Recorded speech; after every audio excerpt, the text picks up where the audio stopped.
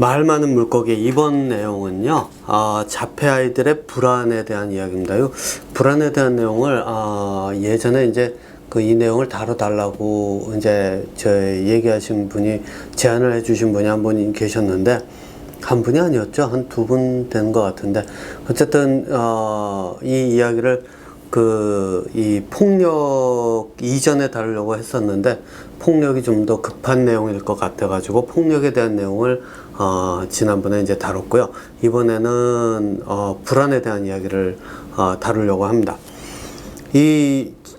그 전에 이제 먼저 한 가지 말씀을 드리자면, 요게 제가 보기에는 이제 2주에 한 번씩 올라갈 것 같아요. 왜냐면 앞으로는 이게 제가 요거 말고 다른 채널에다 올리는 영상이 있어가지고, 요번까지는 이제 요 두 개를 동시에 올리고, 그 다음부터는 이제 하나씩 이렇게 번갈아 가면서 거기다가 영어 버전을 하나를 이제 추가를 해가지고, 자폐에 대한 그 영어 버전, 자폐 아이들 교육에 대한 영어 버전을 이제 같이 다루려고 합니다.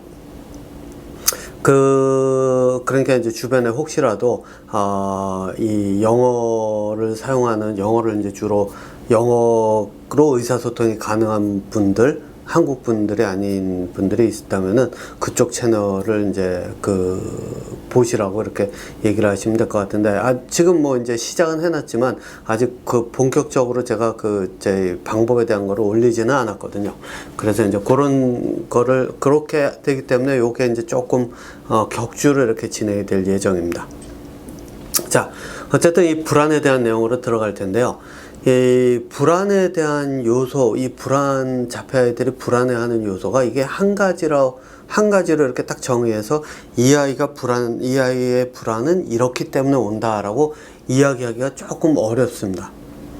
하지만 이제 공통적인 특징과 가장 핵심이 되는 요소는 따로 있거든요. 그래서 그 내용에 대해서 제가 이제 큰 테두리 안에서 다루려고 하는데, 좀 더 자세한 내용들이나 이런 것들은 사실 좀 체계적인 그런 어떤 이 접근법을 따라야 되기 때문에, 접근법을 먼저 이제 접근법으로 들어가야 되기 때문에, 지금 한 번에 이 모든 것들을 다 이해하실 수 있도록 이렇게 제가 다루지는 못할 거예요, 아마. 하지만 이제, 제가 최대한 그 내용을, 풀어서 설명을 해 드리도록 하겠습니다.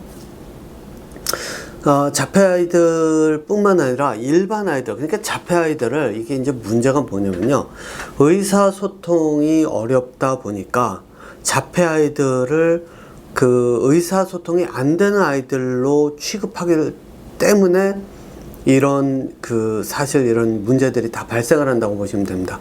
그렇기 때문에 뭐든지 의사소통이 가능해지기 시작하면 아마 여러분들 스스로가 느끼게 될 거예요. 그게 뭐냐면, 이게 의사소통이 안 되는 게 아니라 의사소통을 할 수 있는 방법이, 이 방법을 찾지 못해서 지금까지 이런 일이 벌어졌구나 라고 하는 것들을 아마 생각을 하시게 될 겁니다. 그래서 의사소통까지 이제 길을 여는 게 중요한데, 불안이라고 하는 것과 함께 이 감정이라고 하는 거 있잖아요. 그러니까 화내고 짜증내고 불안하고 이런 감정들이 들어오면 의사소통의 길은 막힌다고 보시면 돼요. 왜냐? 한번 이렇게 생각을 해볼게요. 내가 의사소통을 해 나가려고 하는데 상대방이 막 짜증을 내고 있어요. 그러면은 의사소통이 가능할까요? 어렵겠죠? 그래서 이제 보통 감정적으로 불안하거나 막 이렇게 짜증내고 막 이런 아이들 같은 경우에는 어떻게든 뭐 안아주든지 아니면 그 감정을 읽어주면서 이렇게 좀 차분하게 하라고 이렇게 제안들을 많이 할 텐데, 주변에서 전문가라고 하는 분들이 이제 특히 그런 제안들을 많이 할 텐데, 사실상 그렇게 할 수밖에 없는 이유가, 감정이 한번 딱 들어오기 시작하면, 그러면은 이 감정이라고 하는 거는 결론이 났을 때, 어떤 것에 대해서 내가 결론이 나거나 또는 내가 할 수 있는 게 생각이라고 하는 건 여기서 뭐냐면 하나하나 논리적으로 인과의 법칙을 따져가는 거거든요. 이러한 생각의 과정이 없을 때, 그럴 때 감정이 들어옵니다. 물론 이제 예를 들어서 이제 이런 거죠.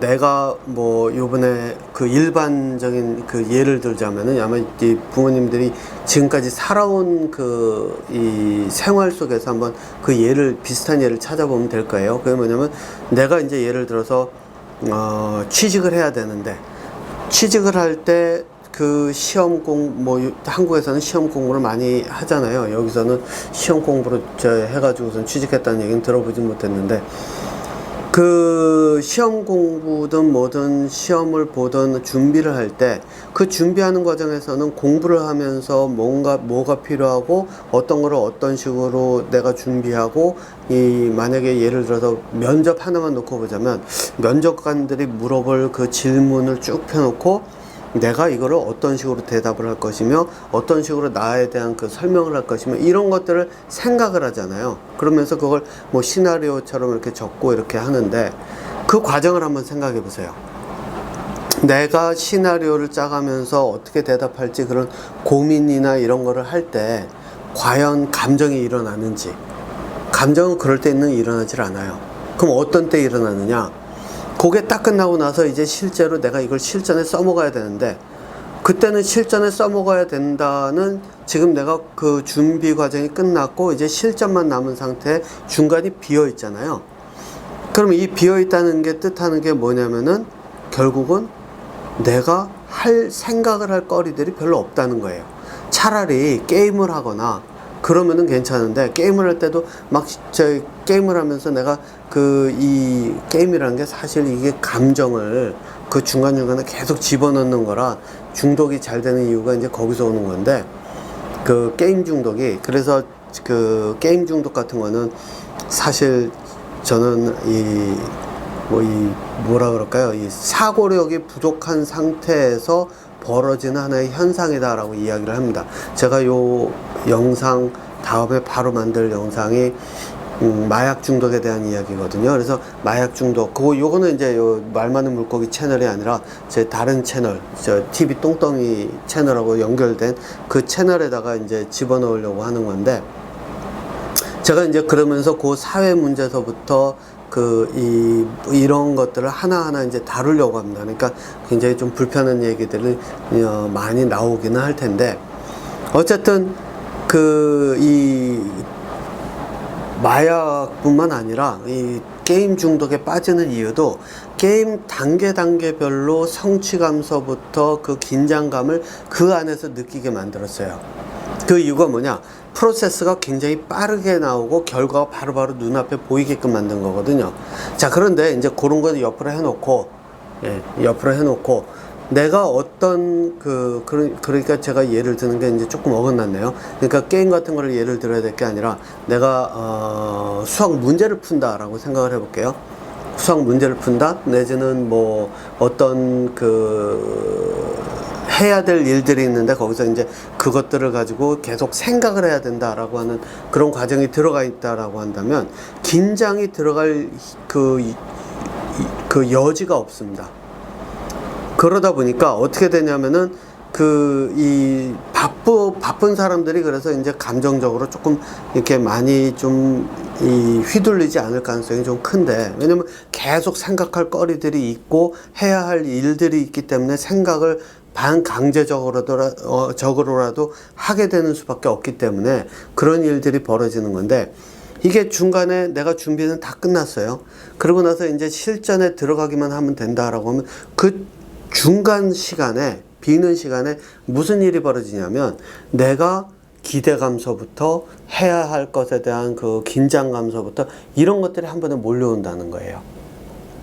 그런데 문제는 뭐가 있냐면, 내가 그런 긴장감이 있다고 한다면 내가 준비한 이 모든 것들을 제 실력을 발휘하지 못할 가능성이 굉장히 커요.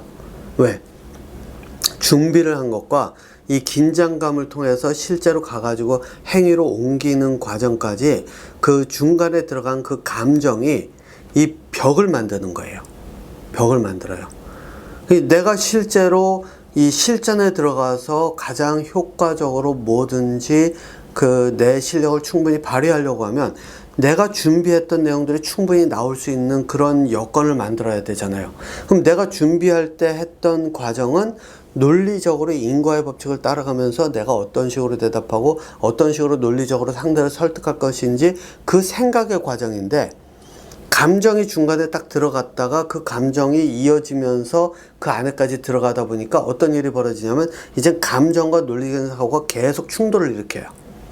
그렇게 되면은 그 긴장감과 이런 것들 때문에 실제로 내 실력을 최대한 발휘할 가능성이 높지가 않아지죠. 문제는 이제 여기서 발생을 해요. 그러다 보니까 사람들이 어떻게 하냐면 훈련을 많이 하면 할수록, 이거를 경험을 많이 하면 할수록 어떻게 하냐면, 제가 항상 하는 얘기지만 감정은 무뎌지거든요. 그러니까 감정이 무뎌져 가는 그 과정에서 어떤 일이 벌어지면 논리적인 사고가 발휘될 확률이 높아져요. 그러니까 둘 중에 하나예요. 모의 그 고사처럼 계속해서 그 이 훈련을 거듭하면서 쌓아 나가든지 이렇게 돼야 되거든요. 그러니까 여러분들이 보실 때 이제 내가 준비한 것을, 논리적인 사고에서의 준비예요. 내가 준비한 것을 최대한 활용을 할 수 있으려고 한다면 결국은 감정이라고 하는 게 중간에서 사라져야, 최소한도로 줄어들어야, 그래야 내가 이쪽에 가가지고 내 실력 발휘를 충분히 할 수 있다는 거예요. 그래서 왜 스파이 무비 같은 거 보면 스파이들이 스파이는 긴장감을 가지지 않은 상태에서 냉철하게 뭐든지 움직이잖아요. 그 극박한 상황 속에서도 상황에 흔들리지 않고, 감정에 이렇게 휩싸이지 않고, 그러면서 이제 중간중간에 영화 같은 것에서는 감정을 집어넣어 가면서 이렇게 사람들의 그런 어떤 게임과 같은 그런 어떤 거를 만들어 놓는데, 사람들을 끌어들이기 위해서는 감정이 필수니까요. 자, 그런데 이제 그 감정이 어쨌든 이러한 역할을 한단 말입니다. 자, 그것을 역으로 놓고 보면 뭐를 얘기를 하냐면, 이제 자폐 아이들로 돌아가서 한번 이 감정을 그대로 거기다 집어넣어 볼게요. 여러분들이 그 감정이라고 하는 것이 들어와서 막 이렇게 불안하고 이럴 때, 이제 이 인터뷰, 그러니까 면접에 대한 상황을 그대로 놓고 이제는 긴장감을 넘어서 불안으로 갔을 때, 그때를 이제 비교를 한번 해볼게요. 내가 분명히 준비도 많이 하고 내가 뭔가를 해왔는데 인터뷰를 가기 전에 왜 불안할까요? 그 이유가 결정을 하는 사람은 내가 아니에요. 그죠? 네. 인터뷰에서 결정을 하는 사람은 결정권자인 인터뷰를 하는 사람들. 그러니까 여기서는 이제 인터뷰이와 인터뷰어로 나눠가지고서 이제 이렇게 이야기를 하는데, 그러니까 면접관이라고 부르나요? 한국말로? 이게 제가 자꾸 한자를 잊어먹기도 하지만, 한자를 안 쓰고 가능하면 좀 쉬운 말로 이렇게 풀어서 이야기를 하려고 생각을 많이 하는데도 이 한자를 피하지는 못하는 상황인데, 어쨌든 면접관이라고 했던 것 같은데, 면접관과 면접을 보는 사람이 있단 말입니다. 그러면 결정이 나에게 없고 다른 사람에게 결정권이 있을 때 나는 불안해질 수밖에 없어요. 그럼 자폐 아이들의 불안이 어디서 오느냐? 똑같다고 보시면 됩니다. 똑같다고 보시면 돼요. 내가 결정할 수 있는 게 아니라 상황에 내가 자꾸 놓여지게 되는 거예요. 그러니까 예를 들면 이런 거예요. 내가 치과에 가겠다라고 결정을 한 것도 아니고, 또 엄마 아빠가 나에게 우리 치과 치과 언제쯤 가려고 그러고 왜 가야 되고 이런 설명이나 이런 것도 없이, 그냥 나는 어느 날 아침에 일어나 보니 갑자기 치과에 가보니까 치과예요. 그럼 다음엔 어떻게 되겠어요? 치과 근처만 가도 불안에 떨죠? 사람들이 왜 그러잖아요. 그게 트라우마 같이 이렇게 생기는 것들이 뭐냐면, 내가 원하지 않는 상황 속에 내가 준비가 안 된 상태에서 딱 떨어져 있게 되면, 그러면은 말 그대로 굉장히 불안해지면서 굉장히 어떤 때는 그 주변만 가도 경계한다 그러잖아요. 그런 일들이 벌어질 수밖에 없다는 거예요. 이 불안은 이제 여기서 옵니다. 자, 그러면 여기서 이제 불안에 대한 거를 한 단계를 더 높여서 한번 생각을 해보면, 이제 이거예요. 치과에 간다를 내가 모르잖아요. 그죠? 그러면은 내가 모르는 상태에서 상황에 처한다는 것은 뭐를 뜻하죠? 지식이 없다는 얘기예요. 지식이. 그 벌어지는 상황에 대한, 예를 들어서 치과 진료를 간다? 그럼 치과라고 하는 그 내부에서 벌어지는 상황에 대해서 내가 아는 게 없다는 거예요. 근데 이게 자폐 아이들만의 그런 어떤 그 현상일까요? 아니에요. 모든 사람들에게 다 있어요. 모든 아이들에게도 있어요. 일반 아이들에게도. 근데 일반 아이들과 자폐 아이들의 차이는 뭐냐? 일반 아이들은 사회성이 있기 때문에 이 사회성이 가진 특징 중에 하나가 뭐냐면은 내가 어떤 조건에 있을 때 용기 내서 그 조건에 나를 끼워 맞추려고 해요. 이제 흔히 얘기하는 말 그대로 어떤 조직 사회가 있으면 조직 사회에 어울리기 위해서 내가 싫어도 용기를 내면서 그래, 내가 한번 이거 그래, 한번 빨리 하고 넘어가자. 뭐 매도 먼저 맞는 사람이 낫다, 이런 것들처럼 그래, 내가 그냥 이 상황에서 빨리 하고 넘어가자 라고 용기를 내는 거죠. 예, 바로 이런 게 용기, 사회성에서 오는 용기예요. 그러면은 일반 아이들은 이런 것들이 있기 때문에 일반 아이들도 사회성이 얼마나 발달했는지에 따라서 이 용기 낼 수 있는 정도가 굉장히 많이 차이 나요. 그래서 만약 자폐 아이와 일반 아이를 함께 키우고 계신다 그러면은 그 일반 아이의 그 사회성을 한번 잘 보세요. 요거는 자폐 아이들도 심지어는 쌍둥이가 자폐인데, 일란성 쌍둥이가 자폐인데 이 아이들이 성향이 달라요. 나타나는 현상이. 요거는 뭐 제가 직접 들은 이야기들 속에서 이야기를 하는 겁니다. 일반 아이들도 그 같은 형제지간이지만 사회성이 다 조금씩 다르거든요. 어떤 때는 조금이 아니라 진짜 많이 극과 극으로 차이가 나요. 자, 그러면은 사회성이 있는 아이들은 용기 내서 그 상황에 적응하려고 하는 그런 현상을 보일 수도 있고, 또 그렇지 않은 아이들은 뭐 피할 수 있으면 피하는데 마지 못하는 아이들도 이렇게 왔다 갔다 하거든요. 근데 어쨌든 일반 아이들 같은 경우에는 공통적으로 가지고 있는 게 뭐냐면 내가 용기 내서 한번 극복해 봐야지 하고 할 수 있는 그런 의지가 약간은 있다는 거예요. 그런데 자폐 아이들은 사회성 자체가 굉장히 많이 차이가 나요. 일반 아이들보다. 그러니까 좀 진짜 많이 차이 나죠. 자, 그러면은 이 아이들인 경우에는 어떨까요? 극복하려고 용기 낸다? 라고 하는 게 거의 없어요.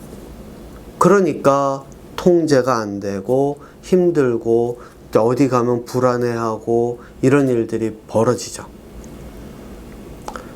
자, 그런데 이제 그러면은 이제 여러분들 그 생각은 드실 거예요. 그러면은 이걸 어떻게 해결하지? 예, 해결 방법은 하나입니다. 제가 그랬죠. 지식이 없기 때문이다 라고 그랬죠. 지식이라고 하면은 그러면은 그럼 우리 아이한테 이제 얘기하는 거죠. 우리 다음 주 수요일 날 예를 들어서 치과 약속이 있어. 그러니까 너 치과 가는 거 생각하고 있어. 그러면은 아이는 치과 가는구나. 치과에 대한 지식이 치과라고 하는 지식을 들었으니까 이 아이는 그러면은 그 치과라고 하는 곳에 가면은 그걸 받아들일 수 있을까요? 안 됩니다. 이건 되기가 어렵습니다. 왜 안 되느냐? 자폐 아이들이 지식을 받아들이는 게 굉장히 어려워요. 왜냐면 지식은 또 하나가 이게 사회성의 바탕을 둔 거거든요. 그 지식이라고 하는 것이 생겨나게 된 이유 중에 하나가 사회성이 시작이에요.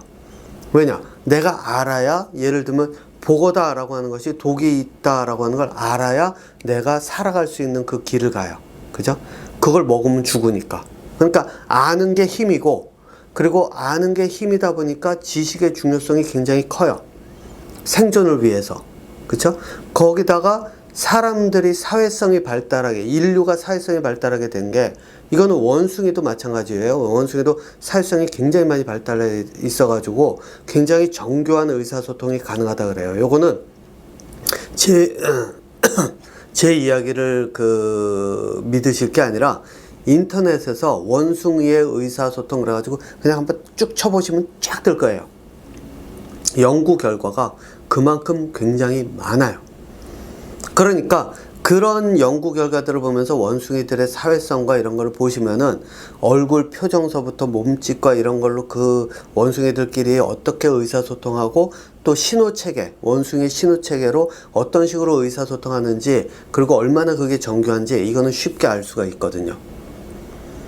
자, 그러면은 일반 아이들 같은 경우에, 인류 같은 경우에는 진화를 하는 과정에서 의사소통을 하는데 생존이 굉장히 중요해요. 그러니까 서로 정보를 주고받아야 돼요. 정보를 주고받아서 그것들을 서로 익혀가는 게 중요하다 보니까 이 물고기는 어떻다, 이 물고기는 어떻다, 여기에 어디 가면 이 물고기를 언제 어디 가면 이 물고기를 잡을 수 있다, 뭐 농사를 지으려면 언제 씨를 뿌리고 언제쯤 수확할 수 있다, 저장을 할 땐 어떤 식으로 해야 된다. 지식이 굉장히 중요한 역할을 하는 거예요. 그럼 지식이 중요한 역할을 하는데 여기서 지식이 중요한 역할을 하는 그 바탕은 뭐냐? 그 사회성에서부터 오는 이유는 뭐냐? 서로 생존, 함께 어울려서 생존해 가자예요. 근데 이 서로 함께 어울려서 생존해 가자가 무너지면 요번에 한국에서 그 계엄 사태 벌어진 것처럼 한쪽이 그 계엄으로 인해서 죽을 수 있다, 이쪽이 굉장히 많이 생존에 영향을 미칠 수 있다 그러면 확 뒤집어지죠. 이게 비슷한 일들이 벌어진다는 거예요. 어쨌든 지식이라고 하는 거는 그래서 이 생존을 기반으로 하는 사회성에서 오는 것이기 때문에, 그리고 그걸 통해서 쌓아가는 공부에서 이제 그런 공부로 쌓아가는 거기 때문에 사실상 학교 공부에서도 이게 현상이 비슷하게 일어납니다. 그게 뭐냐? 사회성이 좀 있는 아이들, 그죠? 사회성이 좀 있는 아이들은 학교 공부에서 상위권까지는 아니라도 중상위권까지서부터 왔다 갔다 할 수 있어요. 예. 왜? 지식을 전달하는 걸 받아들일 만한 두뇌 능력이 있거든요. 그 기억력도 또 남다르게 뛰어나요. 그래서 왜냐하면 사회성이라고 하는 것 자체가 생존을 위해서는 지식과 연결이 되어 있는 거기 때문에 사회성이 좋을수록 지식과 굉장히 크게 많이 연결이 되어 있어요. 그런데 이게 이제 재밌는 현상이 벌어지는 게 뭐냐면은 이게 지식과 기억력이 이제 함께 연결이 돼 있다 보니까 어떤 현상이 벌어지면 기억력으로서 지식을 많이 쌓아가는 것과 사회성이 조금 분리가 되는 경우가 있어요. 그러면은 어떻게 되느냐? 지식이 많이 들어가고 사회성이 분리가 되면 이게 논리적인 사고로 발달이 돼요. 그래서 그런 경우에는 학교 공부 지식으로 받아들이는 게 아니라 나름대로 그 지식들을 논리적으로 찾아가면서 이제 두뇌가 발달을 하기 때문에 이 사람들이 논리적 사고가 발달이 돼요. 그래서 제가 이런 사람들을 이제 손에 꼽는 사람들이 누구냐면, 요거는 학교와는 큰 상관이 없습니다. 어떤 사람들이냐면 연구에서 좀 결과를 크게 내는 사람들. 뭐 한국이야 워낙에 학벌과 혈연과 지연이 단단하게 얽혀 있어가지고 그런지 모르지만 지금은 제가 미국도 이제 그런 현상이 벌어지고 있다고 봐요. 왜냐면 미국이 처음에는 이게 이 황무지에서 시작하는 형태다 보니까 누구든지 이제 능력을 가졌으면 고려의 대상이 됐거든요. 그러니까 그 사람이 학교를 어디 나오든 그게 중요한 게 아니라 이 사람이 어떤 연구 결과나 이런 것들, 어떤 결과를 내느냐가 말 그대로 발탁의 하나의 기준이 되기 때문에 실제로 학교 레벨은 낮아도 상위권 학교에 얼마든지 옮겨갈 수 있을 그런 이제 여지가 남아 있었는데, 제가 있을 때만 해도 이제 이게 포화 상태로 점점 되다 보니까 어떻게 되냐면 이 사람이 어느 누구의 교수 밑에서 어떤 연구를 했는지가 고려의 대상이 되기 시작했어요. 예. 그러다 보니까 이제는 미국도 더 이상 말 그대로 기회의 땅 이런 단어가 이제 단어로 설명하기 어려운 상태가 돼가고, 그러다 보니까 이제 지금 트럼프 대통령 같이 이렇게 그 말 그대로 제 사람들을 좀 이용을 해가면서 자기의 이득을 취하는 이런 사람들이 이제 지도자의 위치에 올라가는 그런 현상들이 이제 벌어지고 있는 거라고 이제 저는 해석을 하는데, 어쨌든 다시 되돌아와서 지식이란 이런 역할을 하는데, 그 사회성과 지식만 연결이 되면 어떤 일이 벌어지냐면요, 이 사람들이 기억력은 좋아서 이 시험 성적이나 이런 거는 굉장히 좋을 수가 있어요. 그리고 상위권 대학도 갈 수가 있어요. 근데 문제는 뭐냐, 사회성과 지식만 있다 보니까 자기의 조직, 사회성은 피라미드 구조에 아주 단단하게 매여 있어요. 그리고 지식은 또 그 안에서만 있는 지식에만 가다 보니까 더 이상 지식을 내가 더 이상 지식을 익힐 위치가 아니다, 더 이상 지식은 나에게 중요하지 않다라고 되는 순간, 그 다음부터는 이제 뭘 해야 될지 모르니까 말 그대로 그냥 먹고 노는 정도? 자기의 권리를 가지고 먹고 노는 쪽으로 가거든요. 그렇기 때문에 지식을 많이 알고 있다 그래가지고 그 사람이 똘똘한 게 아니에요. 근데 어쨌든 일반 아이들도 그렇게 차이가 나요. 네. 자폐 아이들은, 그런데 문제가 뭐냐면은 이런 지식을, 사회성을 기반으로 한 지식을 익히지를 못해요. 굉장히 어려워해요. 간혹 가다가 자폐 아이들 중에 템플 그랜딘 박사처럼, 또는 제가 아마 예전에 보여드렸을 거예요. 자폐이자 말을 못하는, 이거는 실제로 이제 뇌에서 변이가 생겨가지고 언어의 구사가 안 되는 그런 아이가 대학을 졸업하면서 그 졸업생 대표 연설을 하면서 그 컴퓨터로 써서 컴퓨터가 대신 읽는 형태로 했다는 그런 아이들처럼, 이런 사람들이 가끔 있거든요. 그러면 이 사람들은 어떻게 거기까지 갔느냐? 단순히 사회성을 기반으로 한 지식이 아니라 지식과 사회성이 떨어진 상태에서 이 기억력이라고 하는 것이 또 다른 형태의 영역으로 간 거예요. 그럼 그 영역이 어디냐라고 하면, 그거는 저는 뭐라고 얘기하냐면 개념이라고 얘기를 해요. 그럼 개념은 뭐냐? 이거는 스스로가 터득하는 방법이에요. 그래서 제가 아까 말씀드렸죠. 기억력을 가지고 상위권 대학, 인류 대학을 가는 사람들이 있어요. 그런 사람들은 사회성과 기억력은 있는데 사고력이 떨어진다 그랬잖아요. 그러니까 머리가 실제로는 나쁜 거예요. 그럼에도 불구하고 상위권 인류 대학이라고 하는 곳에 갔기 때문에 이 사람들이 인정을 받는 경우가 있어요. 이번에 정치판에서 보여지는 현상으로 봤을 때 그 예를 들면 그게 누구냐? 윤석열 대통령이었고, 진짜 이분은 제가 볼 때는 머리가 제 사고력이 없어요. 제가 볼 땐 기억력과 사회성만 가지고 있는 사람이라고 보여요. 그 다음에 또 누구였냐면 대선 후보 중에 김문수라고 하는 건, 그분 제가 토론에서 보니까 진짜 자기의 그런 생각이나 이런 게 없어요. 거기다가 또 누가 있느냐? 이준석이라고 하는 사람.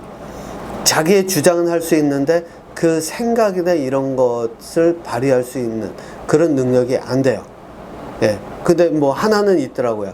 자기가 나름대로 그 한 분야는 파서 그거는 나름대로 정리할 수 있는데 굉장히 적어요. 그러니까 요 셋 중에는 그래도 이준석이 조금 낫고, 그 다음에 이제 이 둘은 제가 볼 땐 거의 비슷하고, 예. 근데 이준석도 결국은 이 하버드 나왔다고 제가 들었는데, 하버드 나올 정도로 기억력은 있을지 몰라도 실제로 사고력이라고 하는 그 영역은 거의 전무하다. 그러니까 지식을 가지고 어떻게 연결해가지고 자기의 의견을 표현할 수 있을지는 몰라도 생각을 하는 그 능력은 굉장히 떨어진다라고 이제 저는 봐요.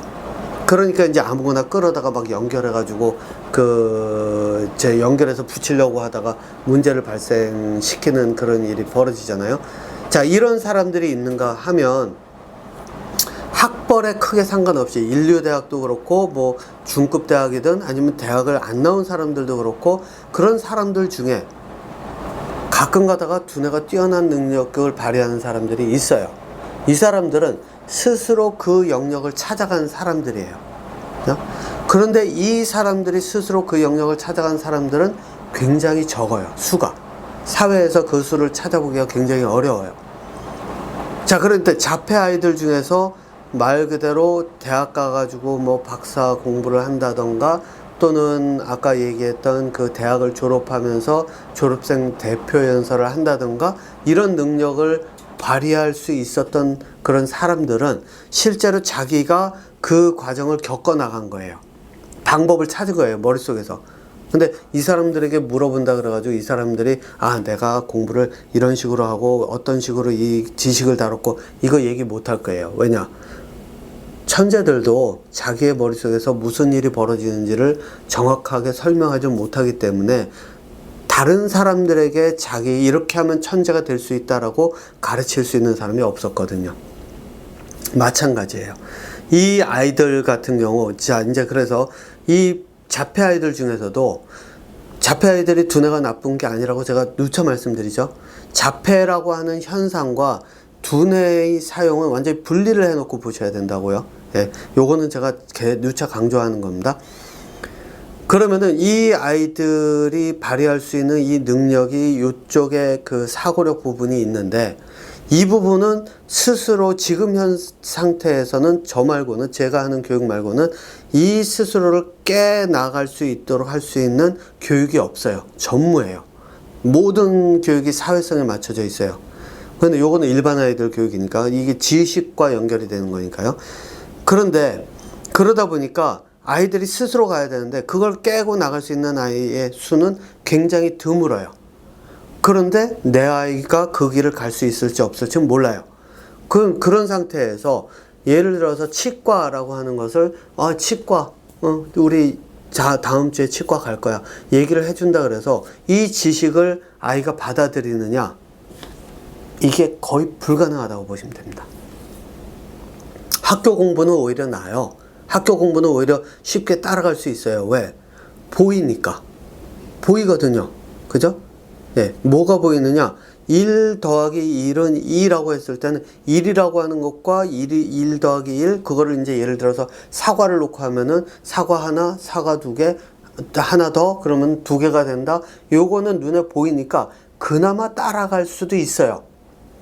근데 그걸 따라가는 게 제가 앞서서도 얘기했지만 이걸 지식으로 저희 사람들은 지식으로 가르치거든요. 그게 뭐냐면 1 더하기 1은 2야. 사과 한 개 있고 사과 또 하나 있으면 요거 두 개. 이런 식으로 가르쳐요. 요거는 지식으로 가르치는 거예요. 요건 제가 이 영상에서 구체적으로 설명을 드릴 수가 없어요. 예, 왜냐면 이거는 제가 그 시간도 오래 걸리고 체계적으로 진짜 개념화가 무엇인지 하나하나 다 이야기를 해야 되는데, 그래서 제가 개념화 수업이 따로 있어요.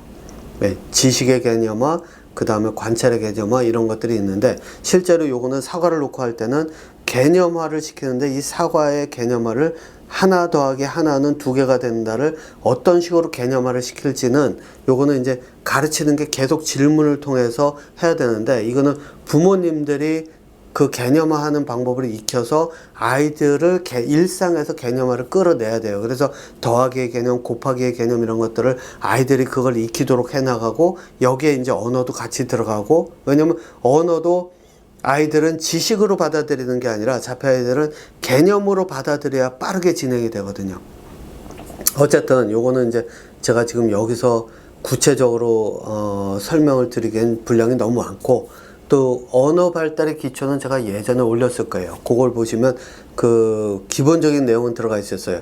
개념이 어떤 건지에 대한 내용은 제가 거기에 넣지 않았던 걸로 기억하는데, 어쨌든 개념으로 만들어져야 되는데 여기서 한 가지, 내용이 자꾸 길어지는데 이 얘기를 하자면, 개념을 사람들이 뭐냐면 이게 우리가 이걸 하는데 이거 개념은 이런 거야 이렇게 얘기를 하잖아요. 그러니까 이게 1 더하기의 개념은 이런 거야 라고 하면서 이야기를 하잖아요.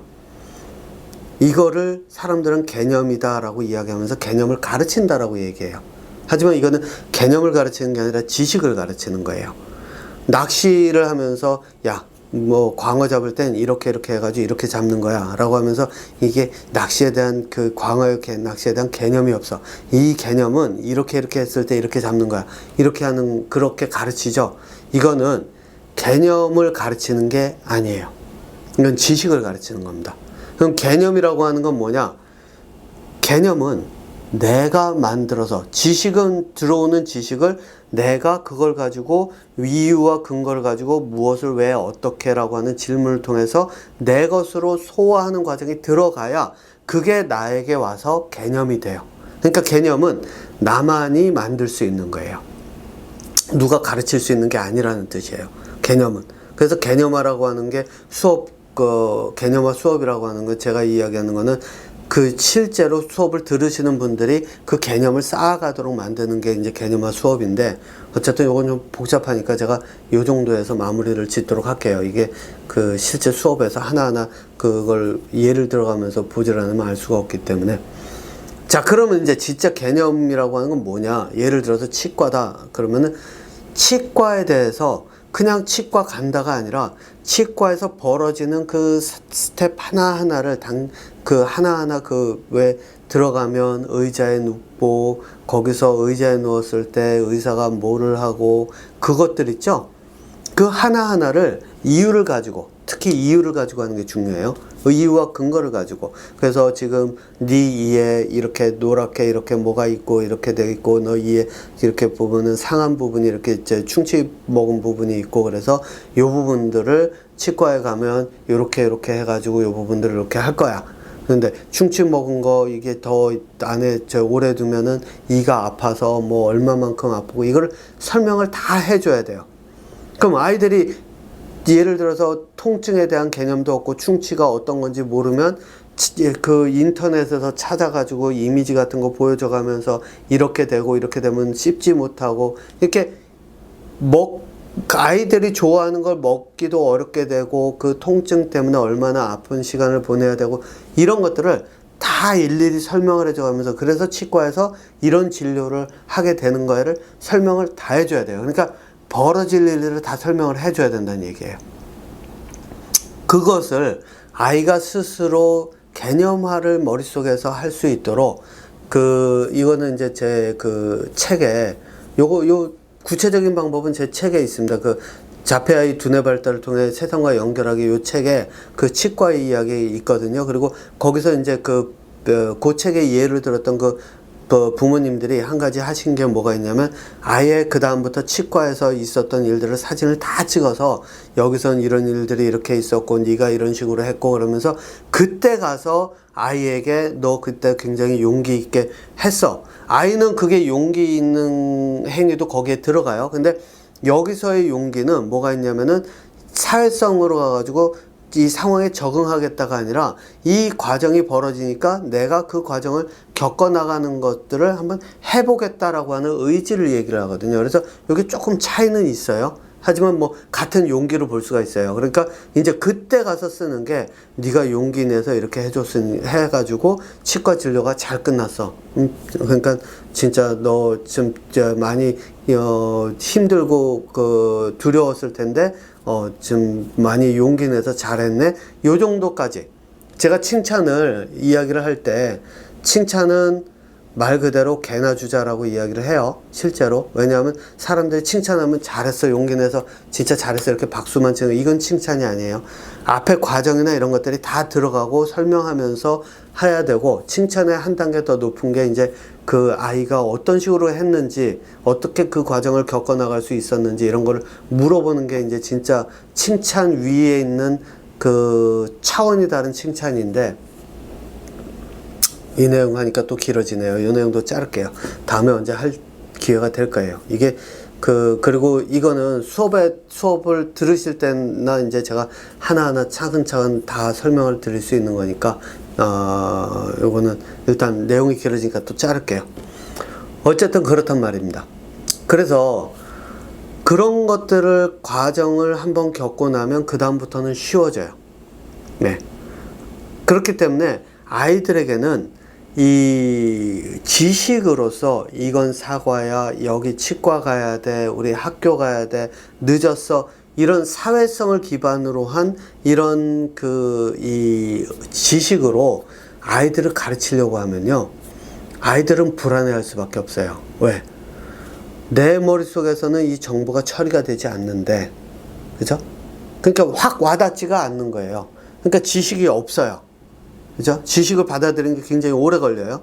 그러니까 지금 당장 지식은 없어요. 그런데 매번 상황마다 내가 그 엄마 아빠가 나를 데리고 어디로 데려가서 딱 내려놔요. 그럼 거기서 뭔가가 일이 벌어져요. 학교도 마찬가지고, 학교도 갑자기 갔더니 오늘 뭐 소풍 간다. 소풍이 뭔지 한 번도 겪어보지 못했는데 그냥 소풍 간다 그러니까 따라가요.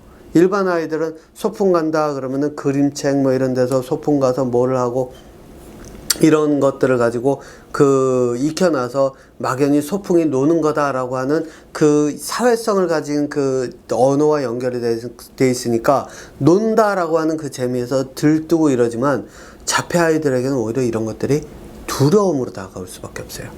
그러니까 불안한 거예요. 그러니까 면접 보러 갔을 때 그 결정권은 나한테 없고, 핵심은 이거예요. 결정권은 나한테 없고, 그 결정을 하는 사람은 그 엄마 아빠인데, 아니면 뭐 어른들인데, 학교 선생님인데, 나한테 내가 관련된 일인데 나는 뭔 일이 벌어질 줄도 모르고, 그거에 대한 개념이 없고, 모른다기보단 개념이 없는 거죠. 개념이 없고. 그러니까 어떻겠어요? 불안할 수밖에 없겠죠. 네. 뭐 요거에서 제가 이제 빼놓은 부분이 혼날까봐 뭐 불안해하고 막 이런 것들 있죠. 그거는 빼놨어요. 예. 그리고 그 이 생존 본능에서 오는 불안감, 감정에서 오는 이 불안감, 이런 거는 제가 여기서 빼놨는데, 불안감의 종류 중에서도 이 불안감이 아이들에게는 가장 크다고 보시면 돼요. 근데 여기에는 이제 전제 조건이 하나가 있어요. 그게 뭐냐?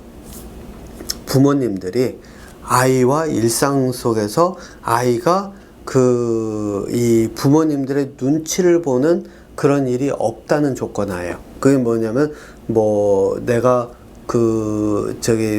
먹고 싶은 게 오늘 뭐, 피자를 먹고 싶은데 가가지고서는 피자를 사준다 그랬다가 사줄까 말까, 엄마 아빠가 과연 사주나 안 사주나 막 이런 것들 때문에, 왜냐면 결정권은 엄마 아빠한테 있는데, 더군다나 이거는 내가 먹고 싶어하는, 지금 이거는 먹고 싶어한다 뭐 이런 것들은 생존 본능이에요. 이런 생존 본능 때문에 있는데, 이런 것들이 충족이 안 되는 상태에서 오는 불안, 이러면은 의사소통까지도 안 가요. 그렇기 때문에 이제 제가 이야기한 이거를 설명을 다 해주고 이런 것들도 먹히지가 않아요. 그러니까 여러분들께서 이제 이 두 가지를 구분을 해서 보셔야 돼요.